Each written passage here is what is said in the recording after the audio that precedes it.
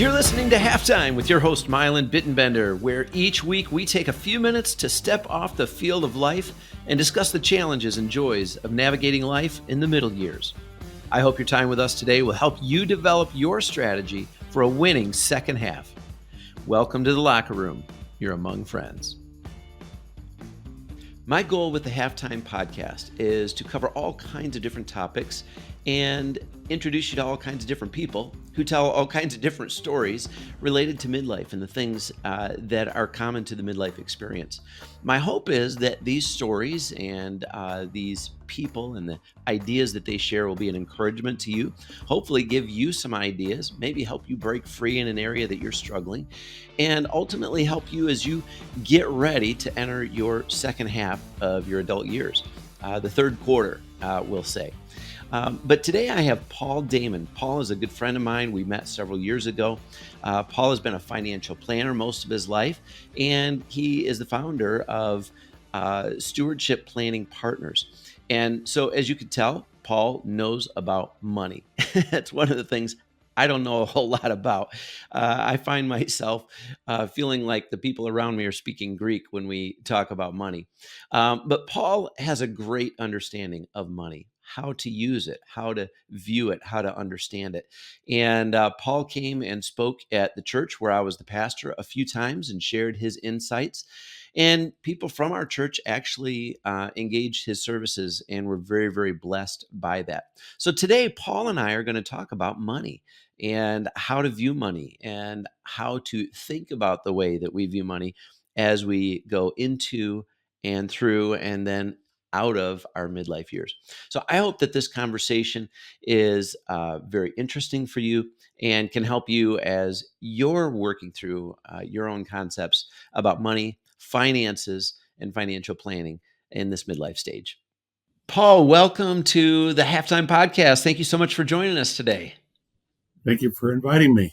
Yeah, I do a little bit of an intro, so people are going to know a little bit about you already. But Sure. we're going to talk about your expertise in the area of financial planning, which has Right. been kind of your life's work. Yep. And we're going to get to all of that. But first, tell us just a little bit about yourself, a little bit about your Okay. growing up years, maybe your teenage years, a little bit of what makes Paul Damon who Paul Damon is today. Okay. All right. Thank you again for having me on. Yeah, I really appreciate the opportunity, Mylan, to share, and hopefully this will be of help and value to some people, and yeah, a blessing to many. So yeah, I grew up in a very strong Christian family, very strong home, great parents. They loved the Lord. Um, maybe a little bit religious at times. Church twice on Sunday and Wednesday night, and yeah. Me maybe too. Monday night, throw in a Friday night now and then, and so, but no, they great family. All my siblings and I get along well. We see each other. Mm. We're having a week together here in a couple weeks. So really, just really blessed by that as kind of the start of my life.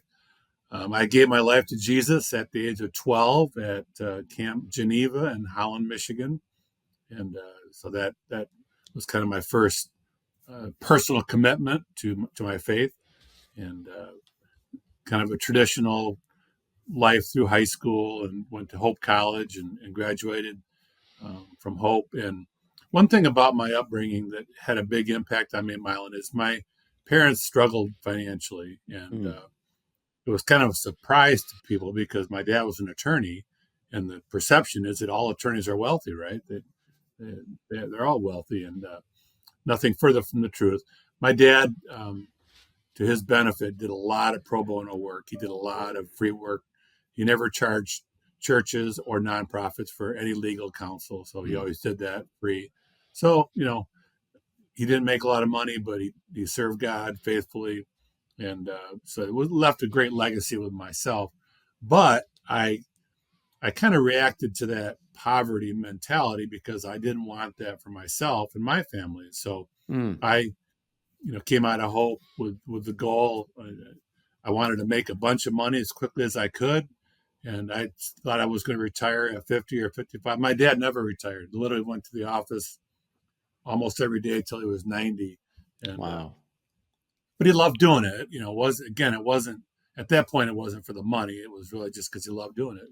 But I thought I didn't want that. I thought, no way, I'm gonna again make a lot of money, and I'm gonna live that life that I saw on television and the ads, for Jamaica and beaches and all that great stuff.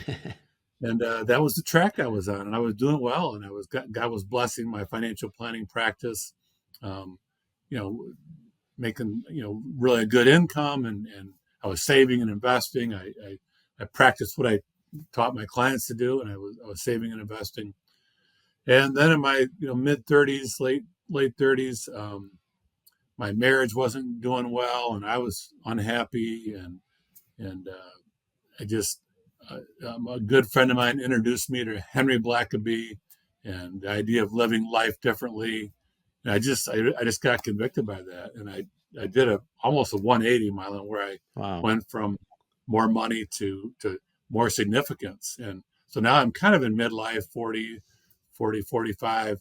My first marriage falls apart, and I'm devastated, and so I had to start over basically. Hmm. I went from a fairly healthy net worth to a negative net worth, and Wow. divorce and the crash in 2008 will do that to you. They both happened about the same time, Wow. unfortunately. So, Yeah. yeah, Y- literally, yeah, I did an episode with Dan Webster just a couple of weeks ago, and he talked about the stop sign at midlife, and there's often a very painful experience, or maybe yeah, a few painful experiences. We talk yeah, about the midlife crisis, right? yeah, It yeah. doesn't always have to be a crisis, but a crisis really is not necessarily. It's not always a bad thing. A crisis is No, just it's a yeah, moment in time where the decisions we make are really critical, and yeah, yeah, but that moment in time can be precipitated by some pretty painful yeah, experiences, and sounds like you had some very painful experiences. Tell us just a little bit about your practice, though. So was financial planning the thing that you did right out of yeah. the gate, out of college? Yep, right out of the gate, right out of hope. Okay. As a 22-year-old kid, I say, um, the odds are I shouldn't have made it. The Mm, odds are 1 out of 10 people my age even survive in the industry when they start it at that young age. And I worked hard, man. I worked 4 or 5 nights a week, Saturdays, pretty much every Saturday. yeah. One thing I always felt, I can outwork anybody. That was my mantra. You might be smarter than me, you might be better looking than me, you might be whatever, but I And can outwork you. and that kind of drive is a little bit of for the first half of our adult life. That drive is what most people really kind of depend on, rely on. That's what Yep, what yep, kind of gets us through, gets us moving, yep, gets us going forward. yep, And again, not to beat an old drum, but at midlife, all of a sudden we realize either, man, I can't keep that pace, or doing things in that manner are not achieving the same results, or the results that I'm looking for. And we right, begin to rethink, wow, is that right. drive really? So Yep, so how did you get into that field? Did you have a specific open door? I know that you studied for that. How yep, did you actually yep. get into that business? My ex father-in-law Hmm. actually hired me. He worked for the company. It was a large national company, and so he hired me and gave me a shot, and so I appreciate that, and I took advantage of the opportunity and made the best of it, and I was successful right away. So they started making me a manager and promoting me up. That theory that they promote you beyond your area of expertise or your ability, Yeah. and that may have been me. My last tenure as a manager was as a field vice president. So I had a lot of responsibility. I had basically the west side of the state from Kent County to the bridge, Hmm. and everything kind of east of, or west of Lansing. So I had 60 financial advisors that I was responsible for. I had 5 or 6 managers underneath me who were managing other advisors. And so I had and again, so it was a lot of work, I mean, Yeah. I learned a lot, and I don't Yep. regret doing that. I sometimes wonder where I would be if I'd have started my own practice, which I did Sure. in 1999. Okay. I decided to leave the national firm, and I started my own practice, and God just blessed that. And that was just a really, I enjoyed it, and made it a lot more fun for me. and it didn't work as hard. I didn't have that pressure Mm, from, upper management. We need more. We need more. I could decide what I wanted, and so I did that. Again, I got interrupted in '07 and '08, so I started my practice in '99. And 2000 hit, and there was a down 2 years down in the market, and so that was tough. Made it through that, kind of got back on track, then got divorced, and the market crashed. So yeah. literally, at that age of around 50, kind of middle aged and kind of broke, and trying to keep things together. So yeah, it was just a challenging time. That that had to really knock you off your feet, because sometimes we see people that are doing really, really well financially and they're struggling at home, or Yeah, they're struggling at home, but well, we're happy, but man, we're broke as a joke. yeah, yeah. But you had to deal with both. That had to be Right, really, really tough. right. Yep, But it sounds like you have a very rich experience from the yes. standpoint of, Very blessed. Yep, you've learned a lot. You've been in the kind of environments where you've had an opportunity to really learn yep, and get a lot of perspective. yep. That's part of the reason I'm reaching out to you today. Yeah. We're in Yes. this, this midlife thing. We're trying to figure it out, and I'm just, Yep. I'm trying to draw in people that I believe have a lot of wisdom and Yeah. perspective, and so we're Yeah. excited to Thank hear you. what you have to say today. Yeah. Yeah. So in my midlife crisis, one of the things I decided to do was totally reorient my life from accumulating more wealth to accumulating more significance, if you will, Mm, and helping to give away wealth. And so I started a second company called Stewardship Planning Partners, and that was focusing on the stewardship, obviously, and the biblical concept of what does it mean to be a steward? What does it mean to be a good and faithful steward, hmm, which is the goal that has been set before us in Scripture, is to hear Jesus say, "Well done, thou good and faithful steward or servant." And so I pursued that, and I wrote a book on purpose-filled retirement, because what I saw on Mylan was so many of the clients I was working with, whether they were believers or not, they had the same worldview that I had when I was 35, which is the more wealth, the better, the more fun, the better. Life's about accumulating wealth. Yeah, you go to church on Sunday and you're nice to people. You don't gain wealth by hurting people, but if you're helping people, making a lot of money, great. And I really changed that orientation to say, no, I want my life to be about significance, and I want to help my clients experience that.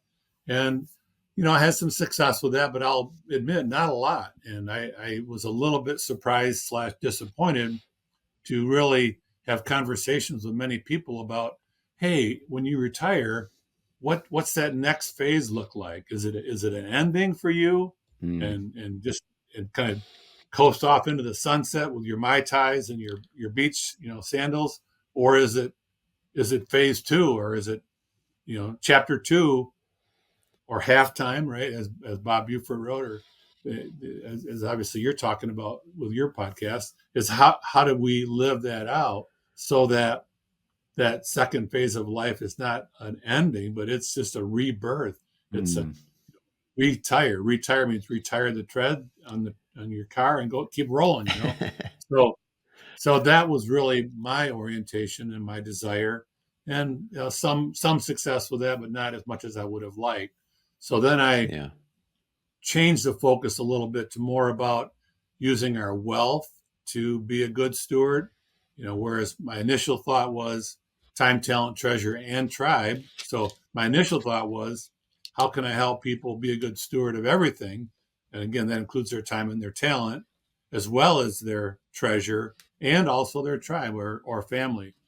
Um, so today, I would say, while I can cover some of those things around family and stewardship and time and talent, um, my focus is much more on preparing people to really be good stewards of their financial resources to have the greatest kingdom impact as possible. Yeah. Wow, you've got my head spinning. I've got a bunch of questions. And by the way, when Okay. I do a podcast, I send a list of questions out to my podcast guests, And I tell my guests ahead of time. I told you, Paul. I said this is just a guide, right? An Yep. outline. We may not get to any of these questions, and I'm not sure we'll get to any of those questions today. But you've opened up a bunch of things that I want to kind of dig into. So let's Okay. rewind a little bit back to, you mentioned Henry Blackaby. I went through Experiencing God. I don't know if that's one of the Yep. studies that you Yep. went through.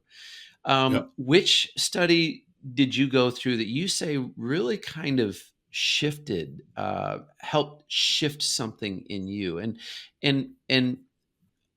the reason I'm asking this question is because I think at midlife, many of us are thinking something needs to shift. The direction I'm Mhm. going, the worldview I have, the perspective I have on life may be good, but it's not great. Yeah. And we need a shift. We need something to Yep. help us shift. Kind of go Yep. back a little bit. Maybe what was the study? What really got your attention, and what shifted in you? Yeah. Thank you.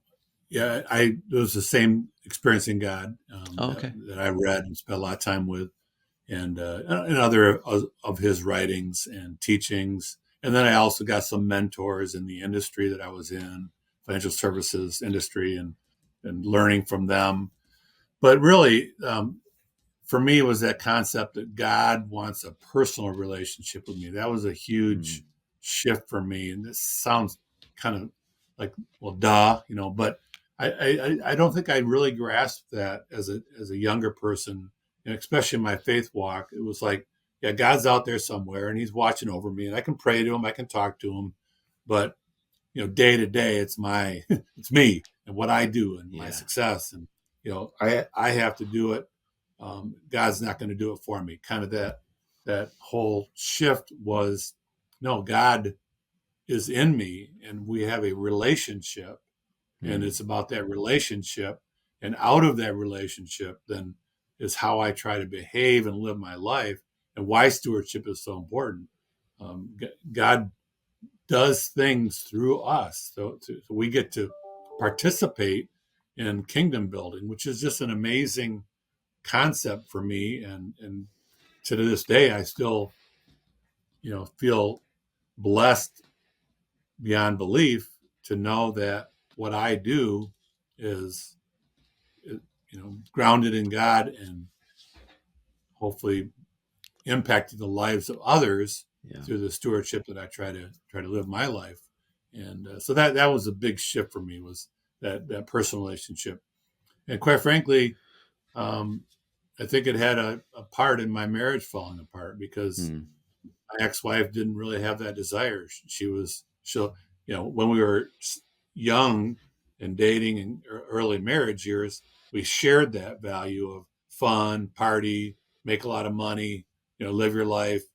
God's out there, don't forget him. But yeah. on Sunday, and as long as you tithe and going to church on Sunday, you're fine, you're in. Mm. And when I started changing my life priorities and started, some of the things I was doing different, it caused friction in our marriage. Not the only thing, but I think it was part of it.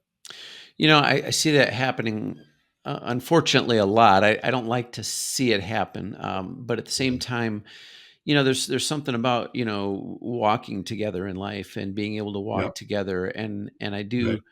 I think we see an increase in divorces at midlife, and a lot of times that's what's happening. Some people are Yeah.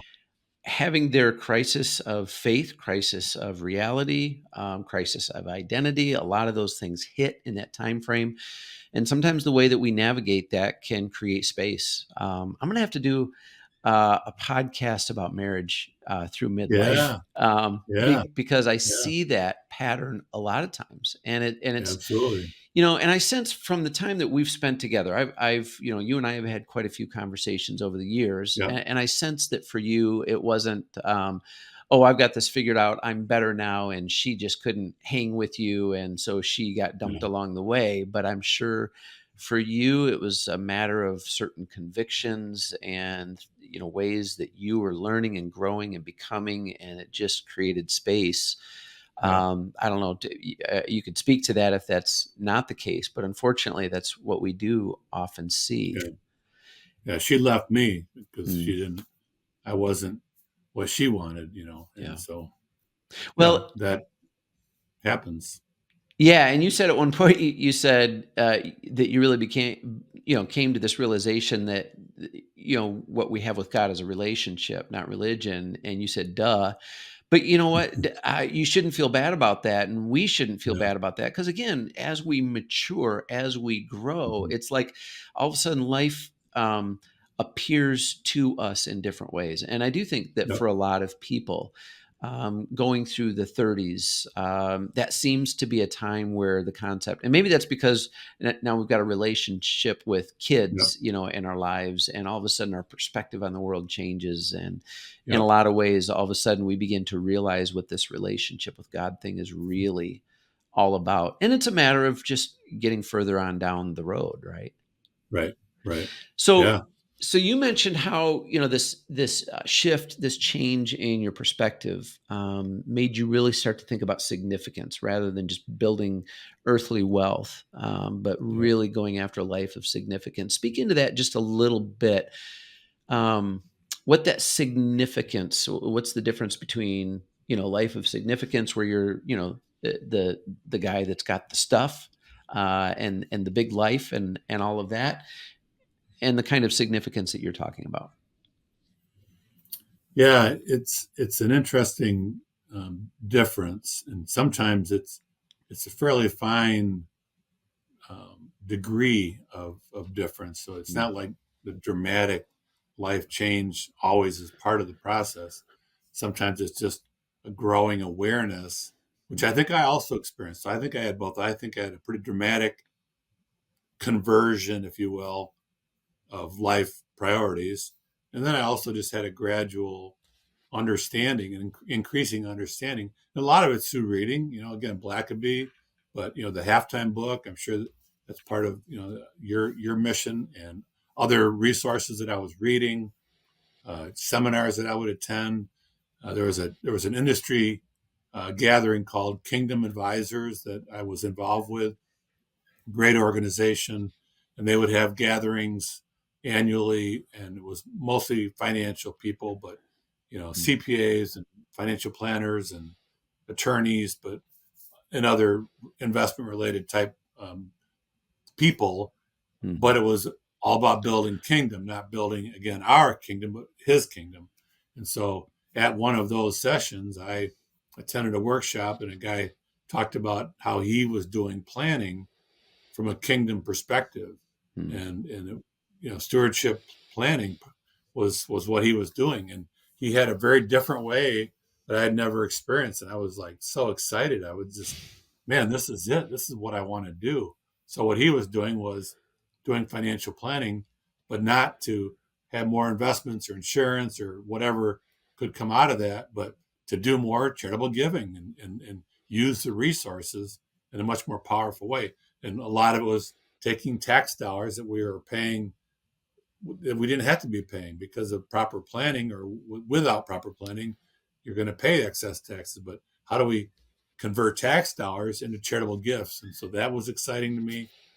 Preparing our heirs for their inheritance, what does that look like? How much is enough? How much is too much? So all those deep, difficult questions that a lot of people don't want to talk about, and Yeah. so you kind of hit a brick wall sometimes. People are like, I don't want to deal with that. We don't know what to do for our kids, so we're not going to do anything right now. We're just going to sit on it, and that's obviously a big mistake, and it can cause a lot of problems. But point being is, how do you do your life planning, financial planning, from a perspective of building kingdom versus, again, my own personal gain and benefit? Hmm. Which, in the culture that we live in, I think the American dream is Right. building our own little kingdom, right? And I used to, when I was a pastor, I would often refer to Milan Land, this imaginary kingdom in my own mind, where I was the ruler, and all of the stuff I could gather became my kingdom, and my Yep. castle and my stuff and my people, and how we're trained by the culture that we live in, Western society especially, to build our Yep. own little kingdom. The crazy Yep. part is that my little kingdom is right next to my wife's kingdom and my kids' kingdom and my Yep. neighbor's kingdom and my coworker's kingdom, and we're all trying to build our own little kingdom, and all these little kingdoms are clashing. Yep. And Yep. I think that that's a lot of the chaos that we live in. A lot of the political chaos that we live in is, well, yeah, but I'm building my kingdom and your values are infringing on my kingdom and That's all of right. that. That's right. It's Yeah. crazy, but for whatever reason, we still think that that's the way to build an American dream. Yep. But for you Definitely. personally, now you obviously, and you spoke to that in your mind you wanted to build this wealth and you wanted to, to have the parties and the stuff and all of that. So you were building, Paul Land or whatever you would have called it. Yeah. Yeah. And you were working with a lot of other people. I mean, so you were saturated. You had to be saturated in that mind shift or that mindset. What Yep. what happened in you that you saw that building the kingdom of God was worth making that transition, as opposed to continuing to build your own personal kingdom? How did that all work out for you? Yeah. So I say to people that part of my transition was um, I just got discontent with helping wealthy people get wealthier Mm, and seeing that they were still miserable. So, I had the benefit of being able to watch my clients as they progressed through life, accumulated wealth. And you know what the number one challenge that people with wealth face? Fear of losing their wealth. So if you don't wow. have it, if you don't have any wealth, what's to worry about? Yeah. Yeah, you have different worries. I'm not minimizing it, but I had so many clients that had significant wealth, and the fear now is, what if we lose it? What if the market crashes? What if the economy crashes? What if China, whatever, I mean, Yep. because all these fears that we have around our stuff. And so that was a real eye opener for me. And then I saw many of them unhappy. And what I realized, again, through just observation, is more money don't mean more happy. And and it was just evident with everybody. I would have people that had almost nothing, and I'd help them manage they might have $100,000 in their retirement, and their Social Security, and they're just happy. They're just joyful and oh, Paul, we were so blessed. We got enough to pay the bills and we got food on the table. Oh, thank God. And then some guy sitting there with $10 million going, yeah, life really sucks, and Mm, I got all these problems, and it's just like, so again, more money doesn't mean more happy. And so I didn't want that. I didn't want to chase that. But I had one guy say it this way. He said, I was climbing the ladder of success and climbing and stepping on people. And I just got to get to the top. And I got to the top. I looked around. I realized I'd climbed the wrong ladder. He wow. said it was all meaningless. It was just like it meant nothing, and it didn't make him happy. It didn't make him fulfilled. And the problem with more is never enough. There's Mm, always got to be more. And I'm not saying stuff is wrong. I'm very blessed with a lot of really nice things, and we have a boat, But the lens that I have today, my lens, how can I use this asset to bless other people? mm, So we'll take people out on a boat ride that have never been on. I have people come out to our lake house that have never been on the water. yeah. First time in their life, they're on the water in a boat. Sometimes they're scared, scared. You got to have 3 life jackets on because what if the boat sinks? But we have a nice house. Well, we use it to entertain people that are on mission trips or people that are off the mission field or people that are in ministry. I mean, you know how ministry is. So there's just a lot of ways that you can use stuff you've been blessed with to be a blessing to others. That to me is stewardship. Not that I can't have a nice thing. Not that I can't have a nice toy, but how do I use that toy to be a blessing to other people? Yeah. That's in my mind is stewardship. Actually, that's exactly where I was going to go next. I was going to ask you to kind of unpack that idea. You've thrown the word stewardship out there a few times. It's a word that maybe in church circles we've heard. It's not a common word that's used in everyday vernacular. Could you unpack that idea a little bit more of what a steward is and what good stewardship means? Yes. Okay. So stewardship is probably one of the most misunderstood concepts in Christian culture today, if not the most misunderstood. Mm. So, Milo, when I go to church on Sunday and I write a check and I drop it in the offering plate, who is the steward of that money now? Well, The the church. church, yeah. Yep. Yeah, the leadership of the church. Yep. I'm no longer the steward, but the 90% that I keep, I'm the steward of that. Mm. So stewardship is actually not the right terminology to use in this conversation because it's not about what we give away. It's about what we keep. Now, what we give away is part of our stewardship responsibility. What does God want me to do with everything he's blessed me with? And I'm a big proponent of not focusing on the tithe. I'm not saying the tithe is wrong. I don't want to get into all that messy territory, but I do know that in many times in Scripture, especially Jesus, and Mm. after his resurrection, didn't talk about the tithe at all. So from the resurrection on, you never hear the tithe ever again. It's Yeah. all about generosity, giving as much as you can give. What does it mean to maximize your giving? That's what stewardship is what do you do with what's left over? Yeah. And so Wow. that's the big change and shift in orientation that I went through and understanding that concept. And people help me, help teach me about what that means. And 1 Timothy 6:17 and 19. Don't be stingy. Don't be possessive with your wealth because it all comes from God, and He wants you to be generous with it. And Yeah. if we are generous with it, we get two promises. One, we store up treasure in heaven. How awesome! Yeah. Is there a better place to have treasure than in heaven? And we don't know what that's going to look like. We don't know. I don't think it's a brokerage account with your name on it or a pile of gold because the street will be piled paid with gold, so it won't be gold. So we don't know what it's going to mean. But 5 times eternal rewards are mentioned in the New Testament. So Mm. something mentioned 5 times, I'm gonna pay attention to it. Yeah. And the second promise is we get the best of life that is life today. So we get the best now and the best later. There's nothing else in Scripture that promises that reward if we do our responsibility as a good steward. Yeah. Now, and one of the things that has become more clear to me since I've been a pastor, because for whatever reason in church circles, stewardship is almost always tied to money.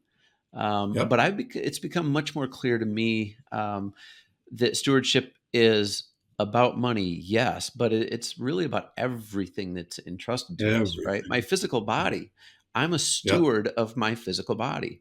And I Absolutely. don't just give God a part of my body. My entire body is something that is entrusted to me to steward for the Yep. purposes of God, right? My Yep. relationships, my time, my energy, and my talents, all of those things that I have that are put into, and I don't want to say my control, but into my sphere of influence, Right. I become a steward of, and Yep. um, and and the way that I steward that has tremendous implications, like you just said, for our eternal reward and our here and now Yeah. um, level of life and Yeah. vitality. Yeah, that's great. And the blessing today, again, isn't, I'm not talking about a prosperity gospel. Hmm.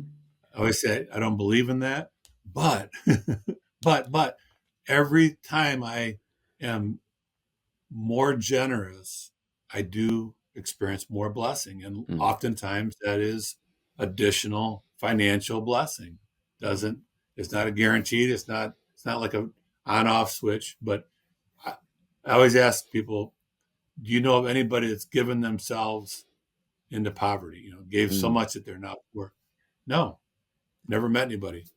The people I know that are generous and give, they just keep getting more. There's a guy named Laterno that he developed these big earth movers. He had a company that developed these big earth movers, and he got convicted of this same subject that we're talking about, and so he started giving away a bigger and bigger percentage of his income every year. So he was giving away 90%. Hmm. his net worth kept growing. His income kept growing. He was keeping 10%, and yet every year he made more money. And being a guy with heavy uh, earth moving equipment, somebody asked him, "Well, how's that happen?" He says, "I don't know. I keep shoveling it out, and God keeps shoveling it back in." He says, "I guess God's got a bigger shovel." Oh, that's a good way to look at it. Yeah, and I And that, always, but that's, I always think of the blessings of God not as God's guarantee, but as His goodness. And yeah, we shouldn't give to God thinking there's some kind of guarantee no, that He owes us or is obligated to bless us in return, but it's God's right, goodness that yep, is the blessing in return. yeah, Yeah. yeah. So So yeah, it's just it's part of the process. yeah. Yeah, in our conversation the other day, we talked a little bit about a person's spiritual orientation toward money or their worldview about money. What are some of the things that you think are important? And now, this podcast is not necessarily a Christian podcast, but I clearly am a follower of Jesus. That's my faith orientation, and so is yours. But maybe even speak to in terms that a person who maybe doesn't necessarily align with our belief system might be able to see and understand a perspective on that. Okay, I think a lot of that is just the reality of how we are created and what we experience out of our life and what we experience out of our behavior um, is that people, and I always say this, I never meet anybody, I've never met anybody who's generous and unhappy at the same time. Mm, Or if I ever met somebody who's stingy, if you will, and happy. So, take God out of it, take Jesus out of it, and just say, what style of life produces the best outcome mm, from a human perspective? And it's understanding that being a blessing to others, we are the most blessed out of that. So when I'm a blessing to somebody else, I get more blessing than what I give to them. yeah. It's a rule of law, it's a rule of nature that I don't understand it all sometimes, but it's the way it is. So again, if you don't have a spiritual orientation to this conversation, that's okay. I hope you can see some ideas from this, but more to the point is it is what human nature how human nature is designed, Yeah. and that's how we're wired to. When we help somebody else, we feel better about ourselves. Yeah, and when we see a generous person, I mean, isn't that a person that we're all attracted to? Yeah, Uh, absolutely. we despise the person that's greedy and all of Yep. that. Those are some of the greatest villains in Yeah. in Yep. uh, Yep. written works, and some of the greatest heroes are those that have a generous and kind heart. Yeah. Um, and so those aren't just Christian perspectives, and yet they are deeply Christian. And I believe that that's because they're in alignment with the heart of a God who created us and Yep. designed us to be that Yep. way. Yeah. I've developed a friendship with a gentleman that lives in the condos where I have my office, and really great guy, really enjoyable guy. He's agnostic, doesn't believe in Jesus, kind of grew up in Jewish faith culture, but Hmm. doesn't practice it. But he's extremely generous, and he gives 70%, and he's in his 90s, so 70% of everything he takes in from income. And he's done very well investing, so he's got a lot, and he's giving it away as quickly as he can, Hmm. and he's happy. Yeah. I don't know if I would say he has joy. He doesn't have the joy of the Lord like you and I would understand it. So, but he's not an unhappy, miserable person at all. He's friendly. He's out, and I've really developed I think, a close friendship with him. And so That's we talk frequently, and we talk politics. We disagree on politics. We disagree on faith. We disagree on Jesus. We disagree on God, but we still have a good conversation. We respect each other. yeah. There are some core elements of humanity, though, um, Yeah, that are important, and I do think that there's a tremendous amount of overlap when it comes to our finances because our finances are not about dollars and cents and the numbers underneath the line. Um, Finances are really they are spiritual in nature and they're a part of humanity. right. It boils down to how we as human beings interact with one another and how um, we exchange values and things like that.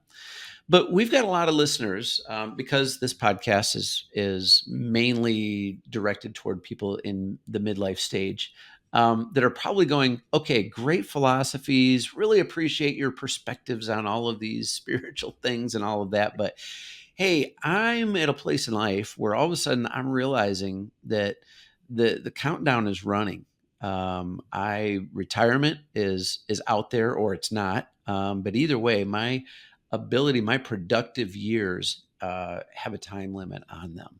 Yeah, And they're very yeah, concerned about their finances. Am I going to have enough for retirement? So let's talk a little bit yeah, about, here we are, maybe 20 years out, uh, 15 to 20 years out from what would be classically known as retirement age. What kinds of things? Well, let me ask you this. First of all, with all the clients that you've worked with, what are some of the big things that people in this stage of midlife are struggling with, and how are you helping them in those ways? yeah. Okay. Yeah, debt is often a big problem. Again, our society has sold us on this idea that you need stuff to be happy, and if you don't have the money to buy it, you borrow it. You don't deny yourself the happiness that that toy or that thing could give you. So you do whatever it takes. I think I shared an example before. A friend of mine that got married at a fairly young age, and him and his wife were on a train wreck path. I mean, it Mm, was like they were spending way more than they made, huge credit card debts. And this is a young couple in their like mid 20s, starting to have kids, and just and somehow he got convicted, and he said time out and he shut everything, tore up all the credit cards. They literally ate pork and beans and focused on paying off their debt, living very frugally, and in a very short time turned it all the way around, paid off all the debt, got on a good track, started saving and investing, and today they're very comfortable and they're mm, able to retire. They're not mentally, emotionally ready yet, so they are not. Which we'll talk about that in a minute. yeah. But they're in a financial position where they can. So, and I shared this before with you when we talked, but there's more to preparing for retirement than just needing more income. That the answer is not always more income. Sometimes the answer is less spending. And Mm, we don't like to hear that. I don't like to tell people that. We've had to share that message with a lot of people. Hey, we run the numbers, we look at the analysis based on when you want to retire.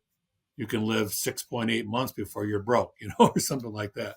And, you know, those are not fun conversations, but it's not just about making more money. And that's again the enemy I think has fooled us into saying, well, as soon as you make more money, then you can be saving for retirement. Then you'll be able to do those extra things. mm, Then you'll be able to give and make your charitable deductions. What we know that the average church going American gives less than 3% of their income on average. yeah. So we know that people aren't tithing, and they've been fooled into thinking that if they just made more money, all their problems would be solved. And then just more, just keep the number just keeps growing. Yeah. So important to really be personally accountable to you and your spouse if you're married, and your family, to look at your situation and say, am I being a good steward? Am I spending money foolishly? When I started working, the first year I worked, this has been 1982, I made $5,000. That was what I made. And I gave 10% because back then I was a tither. Um, how did I do that? I don't know. I look back, I was newly married, and I don't know how we survived, but we did. The point being, from a very early age, start saving and investing and reducing debt. Have a plan. Now, if you're in middle age, like you mentioned, and you're still behind, it's more important than ever to have a dramatic change in your plan to put you on a track for success. If you don't change your path, your trajectory, you'll end up exactly where you're headed.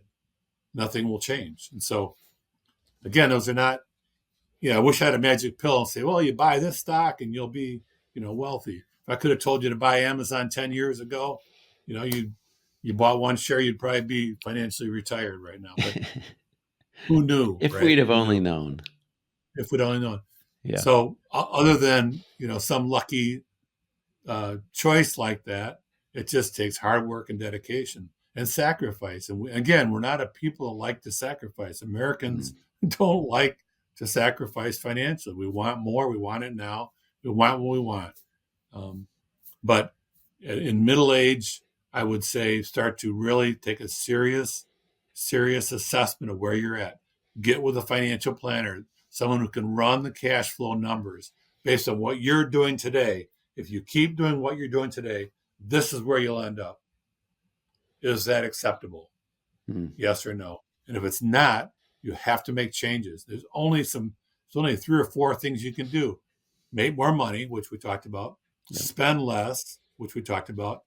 Earn more on what you do save, or a combination of all 3 of those. So it requires discipline. It requires sacrifice. It requires all those things. Yeah. If you don't have that, if you're not willing to take those steps, then I don't have much, to offer you other than buy lotto tickets and hope you hit the lottery. Now, the other thing I'll mention, we talked about this again, but I'm significantly concerned about the longevity factor and what that's going to mean for our future.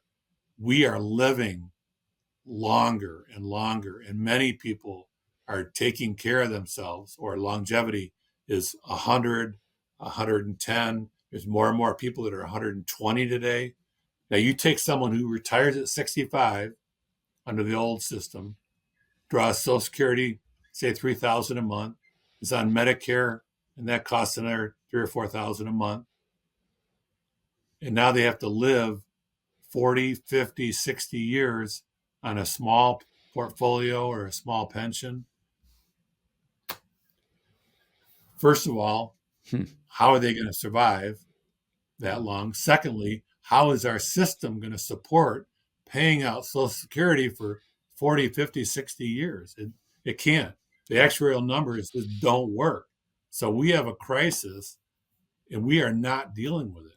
And our political, Democrat, Republican, I don't care. None of them are. I don't see anybody doing anything seriously about it. The last numbers I saw was, 2034. So it's 10 years away. Don't worry about it. Well, that'll be here in a heartbeat. Yeah. The system will be broke. And then everybody's going to take a 20% cut. So people living on Social Security today, barely surviving, they get whacked 20%. What's going to happen? So. Yeah, you're right. I think about 10 years ago, right? 2014. Yeah. Boy, that seems like a heartbeat ago. And 10 years will be here before we know it. And so, exactly. And so what I encourage people, don't retire just because you can afford to. If you love what you're doing, if it has meaning and significance, if it gives you purpose, if it gets you up in the morning with some fire, don't stop. Yeah. So many people have retired, and I ask them, well, why are you retiring? Well, because I can afford it. I can. Well, to me, that's not a good reason. If you hate your work, if it's hard physical labor or it's changing a lot and you can't keep up, that's different. Yeah. But if you love what you're doing, don't stop doing. I don't even think about retirement. Lord willing, God willing, I will never retire. Why? Because I love what I do, and it gives me a purpose and meaning and significance. And I think I'm making a difference in people's lives. We're supporting a lot of nonprofits through the work that we do. So why would I want to stop doing that? I said, why would we take all the skill and experience and knowledge and expertise that we've accumulated over all these years of 40 years of work and put it on a shelf and say, I'm done? That makes no sense. Yeah. Yeah, that goes back to the health thing. I'm a health coach as well, and Yeah, that's one of the things. For me, my vision is that I can be strong and healthy, have a healthy body to be able to continue to work as long as I need to be able to right, work. right. I don't want to be at a place where I'm physically incapacitated, but my Mhm. heart's still beating, uh, Yep, and yep, so I'm using and using and using more resources. I think it's important for us to look at the big picture, not just how much money do we have, but how are we maintaining the kind of health and vitality that will allow us right. to continue to earn, and to also be able to enjoy what we have as we get into the later years. Yeah. And medical technology. I mean, I'm working with a company that's local here called BAMF, and they're um, they're bringing cures for all kinds of cancer Hmm. that we've never had before. Ways of treating it without chemo, without radiation, using very highly scientific and advanced technologies to get rid of and cure cancer. If we can cure cancer, and then obesity, right? All these people are taking pills, losing 50, 60, 100 pounds with just taking a pill. Now, we don't know the long-term ramifications of that are, and is all that healthy or not. But Yeah. you take 100 pounds off somebody, it's got to improve their long-term longevity. It has to.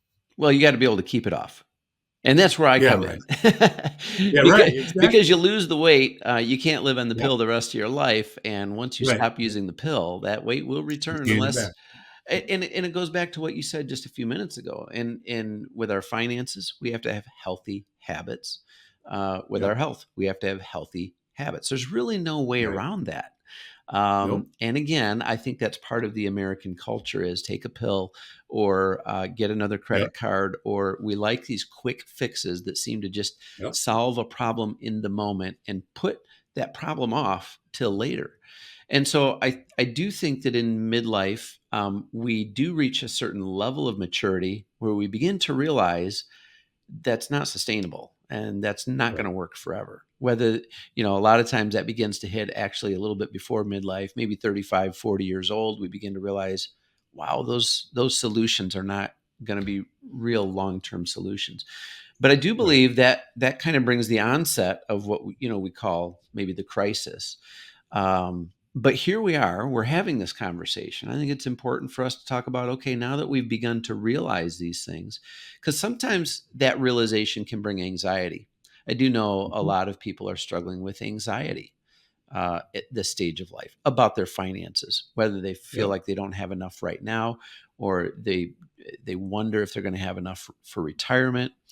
What could you say to that person who's just really kind of struggling with that sort of anxiety? Well, yeah, I think the best thing to do, and I was a financial planner, so might appear biased, but I do believe there's a great role for a good financial planner Hmm. to help people look at their situation objectively and run some numbers. When I sold my practice over a year ago now, um, I don't do that work anymore, but I know good people that do. My old firm does good work in that area, and others as well. Get with someone that has a good financial planning process Hmm. to show you here's where you're today, based on all the things you're doing today, how much you're saving in your 401, how much you're spending, how much debt you have. Here's what you will where you will be at 65, 70, 75, Yeah. give you that longer term perspective. And then you can make decisions. If you're 50 and you're not seriously doing planning for retirement, you're it's time. Time to Yeah. get busy. Yeah. I had people come to me at literally age 60 Hmm. saying we need to start planning for retirement, and some of them we made it. They were ready and they were disciplined. Their kids were launched, so they didn't have that expense, and they were saving 40, 50% of their income. And so it's never too late.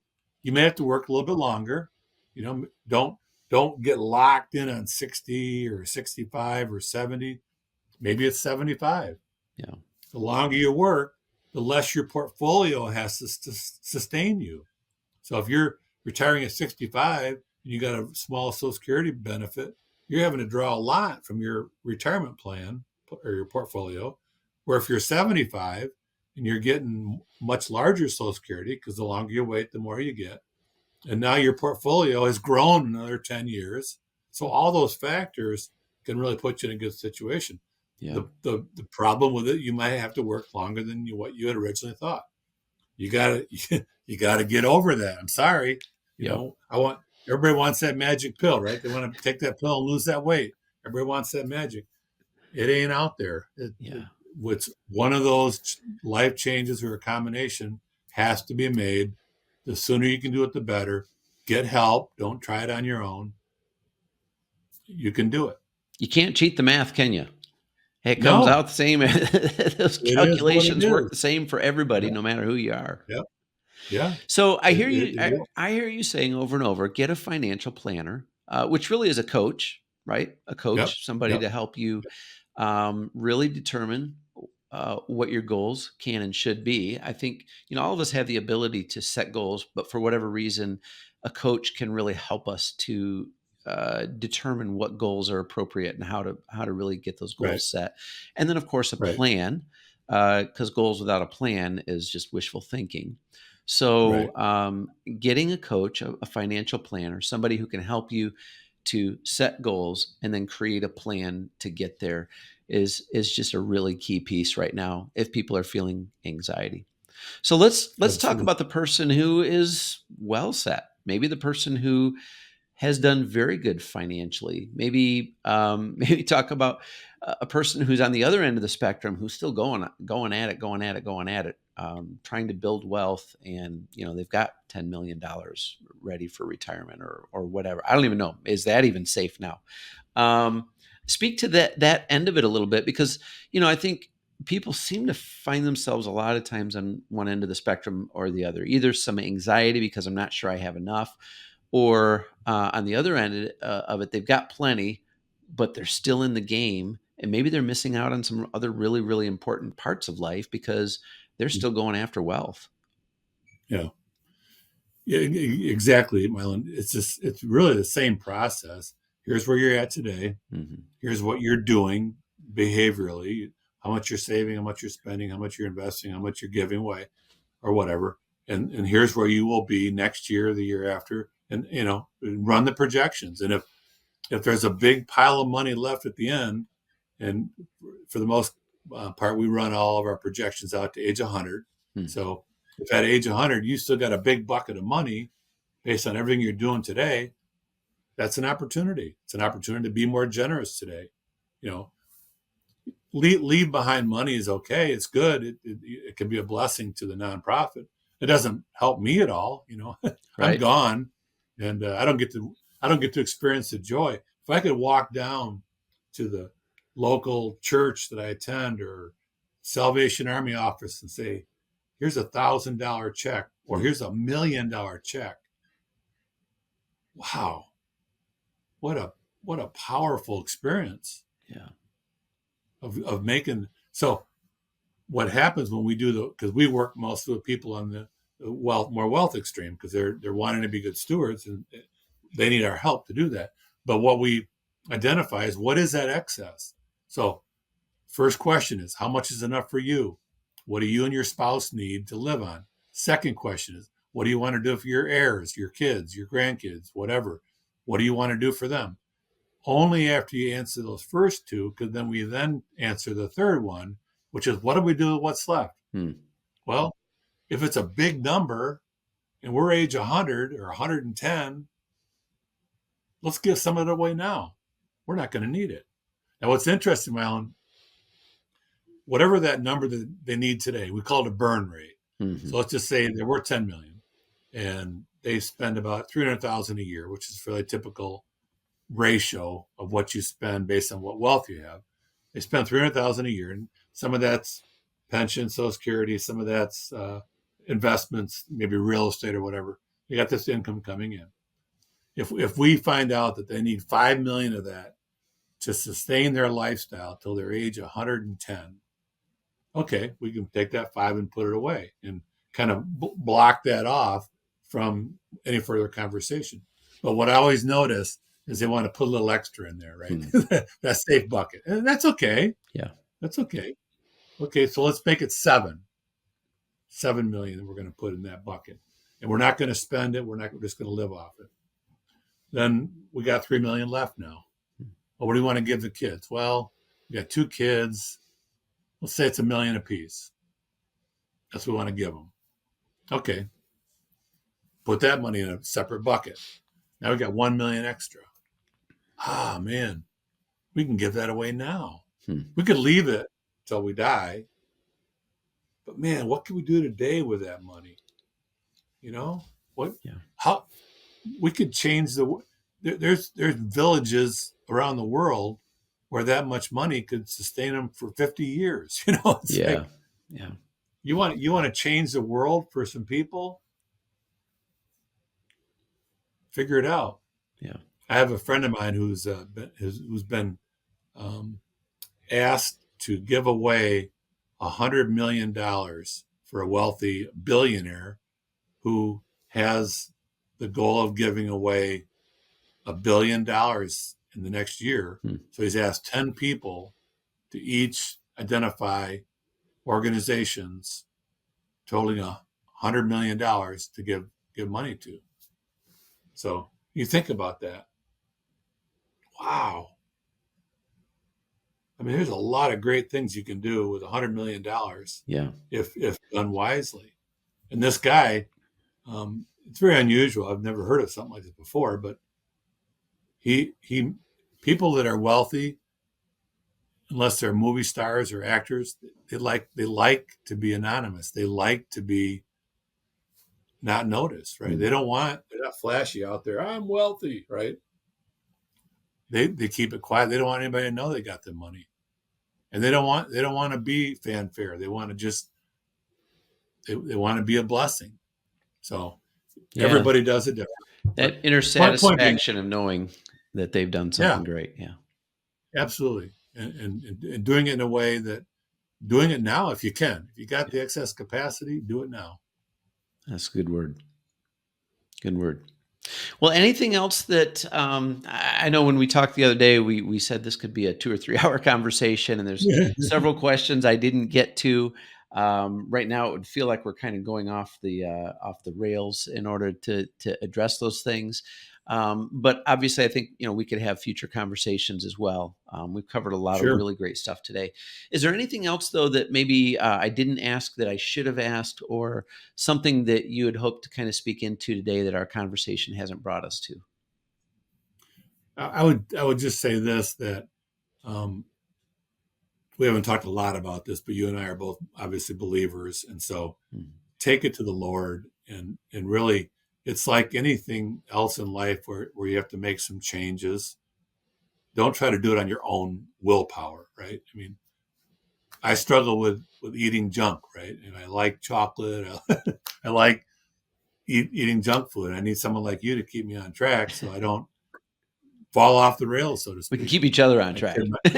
Keep each other on track, yeah. Yeah. But it's the same principle with your finances.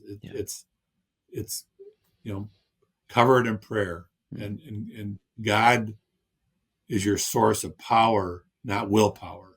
God power to make those changes, and pray about it continually. Pray about it continually. So it's a spiritual journey with a financial commitment for a spiritual outcome. Because what can happen is, if we do this well, that those retirement years can be all about giving back and investing back in the community, not just money, but your time and your talent and your treasure. So that's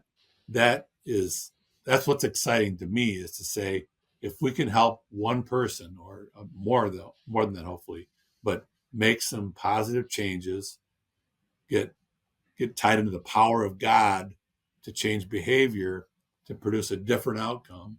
That different outcome hopefully can be very kingdom minded and give God glory. Well, and that goes all the way back to everything that you talked about at the very beginning about significance. Yep. How many people at a funeral do we really talk about how much money they had? Usually, Yeah. that conversation happens in the back room where the people are arguing or Yeah. fighting over what Yeah. was Right. left, right? And But you but when say, we're yep. but we're when we're in the funeral home and we're having the service, we're talking about the heart of that person and the impression they Yep. left on us and the way that they treated Yep. those around them and the significance that they had, the impact that they left, the difference that they made in the world. Yep. And it is important to understand that our resources have a tremendous are a tool Yep. for that kind of significance. So Yep. Absolutely. Absolutely. well, Paul, thanks for everything that you do. I know Mhm. with your stewardship planning company, you help people as they approach those retirement years. You probably deal less with people in their midlife stage and a little bit more with people approaching their retirement Yeah. years, right? Can you give us Yep. just a Yep. a minute or two on what you do? Because I think even at midlife, we're setting a trajectory, right? And we've talked about Yeah. this a little bit already, but Yep. Yep. what you help people do at that retirement stage, we still have the ability to set our trajectory toward those things in decisions that we're making right now. So tell us a little Yep. bit about what you're doing, and it's not just midlifers that watch this. So No. so there Yeah. may be somebody in the stage of life that you are most commonly working with people who are interested in what you're doing. So yeah, share a little bit about that. Sure. Yep. So stewardship planning partners really we do two things, Ma. One is we work with faith-based nonprofits, and our work with them is to help them understand and grow in the area of improving their development strategy, Hmm. fundraising, basically. So how to better connect with their donors, how to have conversations with their donors, because what we specialize in with the donors is helping them put together a plan to give away as much money as possible. Hmm. But what's different about what we do, it's very seldom giving cash. So we specialize in what's called asset-based charitable giving. That's giving your real estate, your business interests, your retirement plans, your investment portfolios, any number of assets that we own that are non-cash.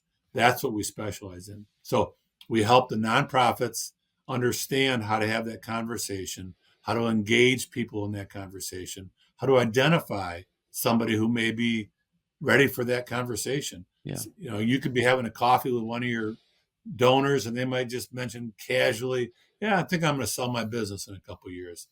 Man, you got an opportunity. Hmm. That's a huge opportunity because when you do charitable planning before you sell, you avoid all the capital gains, you get a current tax deduction, you can get income for the rest of your life. It's a beautiful planning opportunity. That's what we specialize in. So if we can bring that expertise to those nonprofits that just don't have it, they're usually they're smaller. They've got an executive director who's doing everything, Hmm. including fundraising. He or she, they don't have time to be an expert in fundraising and all the technical legalese and jargon they have to know to execute these gifts. So that's what we do. Yeah. And I just love it because I've helped give over $200 million from our clients to really great nonprofits. And the team I'm working with, we're over $1 billion now. So Wow. that's the joy of my heart is to say, what impact can we have in the world when we do this well? Yeah. That's awesome.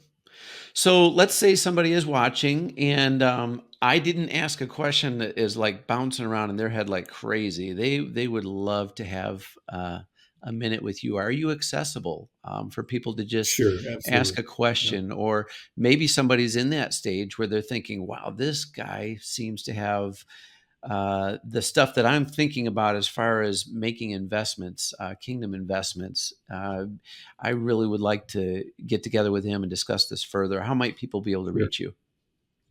Probably the best is just my website,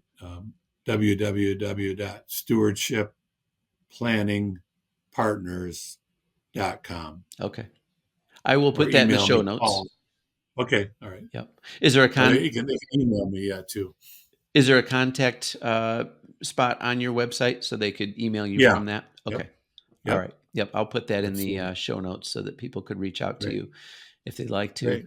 And again, I think, yeah, we'll probably have to have another conversation down the Yeah. road just to cover more Yep. stuff. There's so much, and this Yeah. is such a big area of life and something that, It is. Yep. I didn't even get to the big questions about, conflicts of values, when you Yeah. want to Yep. save money and yet you want to be generous, boy, how do Yeah. you marry Yep. those two and bring them together? But Challenging. Yep. lots of things. So, yeah, thank you so much for sharing what you have today.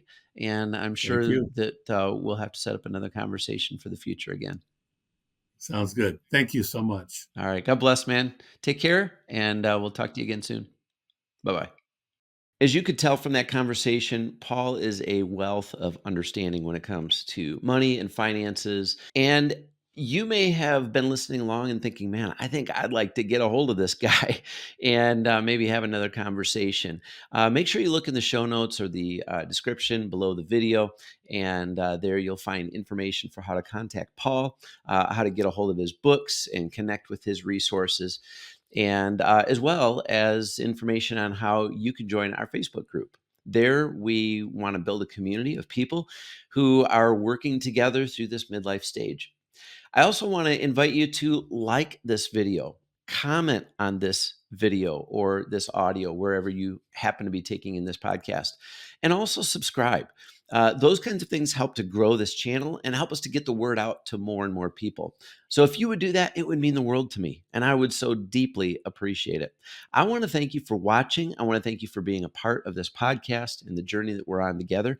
And I hope that this episode has been meaningful and helpful for you. And I hope you have a fantastic day and a great week. God bless.